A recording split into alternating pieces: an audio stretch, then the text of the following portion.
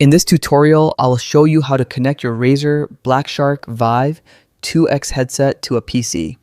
This guide covers both single port and dual port setups.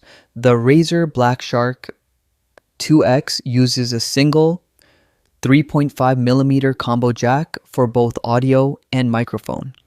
If your PC has a single combo port, usually at the front, you can plug it in directly. If your PC has separate ports for audio and microphone, green for audio and pink for mic, you'll need the included splitter cable. Plug the headset jack into the splitter, then connect the splitter plugs to the corresponding PC ports. Ensure the colors match correctly.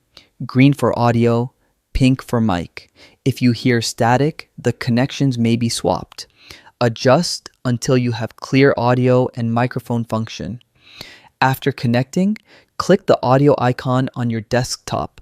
Select the sound output option and choose your headset from the list.